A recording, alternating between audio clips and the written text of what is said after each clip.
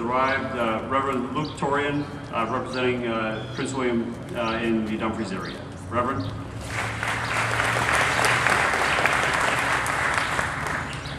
Now to hear some more of the details about the museum, and all of these things really come down to the details. And let me just tell you that our county staff, Melissa Pecor, Steve Griffin, Susan Rolsch, and others had such a pivotal role and important role in getting this off the ground and working diligently to make the museum work.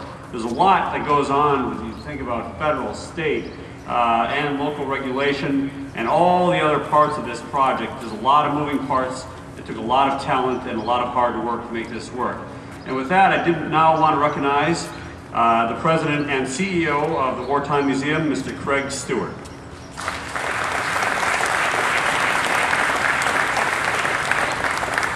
Thank you. Like so many American families, the American military service has been a part of my family, and I'm sorry they're not alive and here today. I know they'd be proud, but I'd like to thank anyway my grandfather, Major General George C. Stewart Sr., and my father, George C. Stewart Jr., who was a company commander. My grandfather served in World War II and Korea. My father served in Korea. Both are West Point graduates. I'm very proud of both of them and their heritage. My list of things to do, let's see, I'm checking them off here because I think everybody's already done them. There's so many people to thank, and I won't go down the list. But at the county level, at the state level, Supervisor Jenkins, we've actually gotten some money from Congress. So even at the national level, we've gotten support, and of course individual donors ultimately will build this museum, and so many have already stepped forward. But I cannot tell you how many people have asked me, what can we do to help? What can I do to help you? And so many folks have already stepped forward, and I can see the rest of it soon.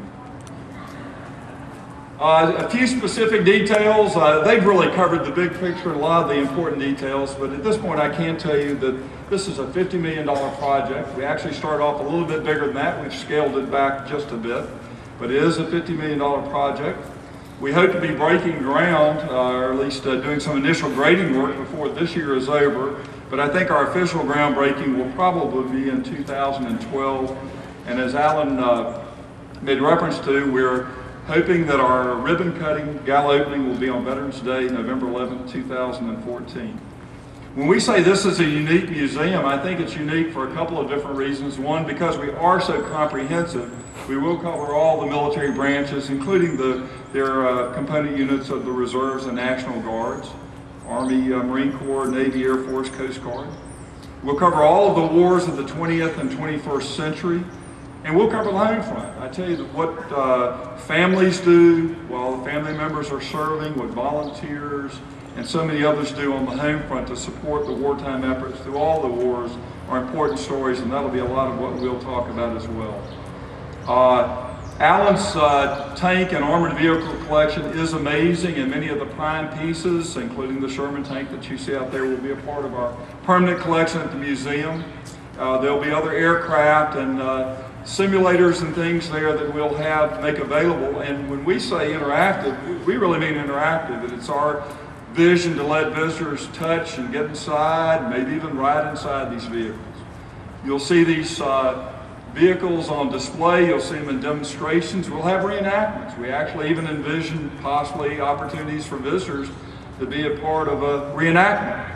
So if you sign up in advance, you get there on time, you put on the uniform, you act as you're trained to do. I think it'll be a lot of fun. It'll be a very eye-opening experience for so many individuals.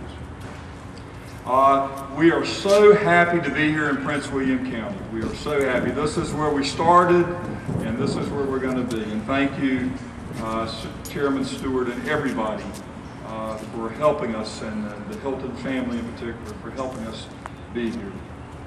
We think we'll bring a lot. We think we'll bring a lot of tourists to the county. We think we'll have an economic impact in the county and Dale City in the NAPSCO district. Tourism is big. Recreational opportunities. We'll have pathways and all sorts of recreational outdoor activities, obstacle courses, things that students and adults could participate in.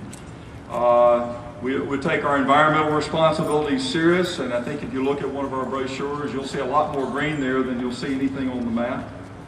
And we do see ourselves as being a very important part of what will be built as a corridor of military history, from the National Museum of the Marine Corps to the National Museum of the Army, Udvar Hazy Air and Space Museum, the Manassas Battlefield Parks, and many other military-themed opportunities in this area. And we are pleased to be a part of that. In wrapping up my comments, again, thank you. Anybody that, I definitely do want to recognize, I should have started with that, Nancy Corson, who is here, who is our Director of Administration back over there. Nothing gets done if Nancy doesn't get it done. So thank you so much, Nancy. Elizabeth Newberry, Joshua Jenkins are also here as volunteers, and also the gentlemen, some wearing uniforms, some wearing t-shirts, but the gentlemen that work at A Island's tank farm, either a couple of work there all the time, many of whom are volunteers. Thank you very much, guys, for all you did to bring these vehicles here today, making them accessible to everybody. Even though we're a few years away from opening up our main museum, many of you already know that we do host special events from time to time. We do have an open house each year at the tank farm, and I'll give you a heads up today. It'll be on our website, but our next open event will be August 21 and 22. So if you want to see these vehicles in action, you want to see helicopters coming in, you want to see a flamethrower, you want to see a little shock and awe, very much controlled and safe. Children love it, veterans love it, everybody that comes love it. There's a story there for everybody. And I hope that you will be a part of that as well. So thank you very much.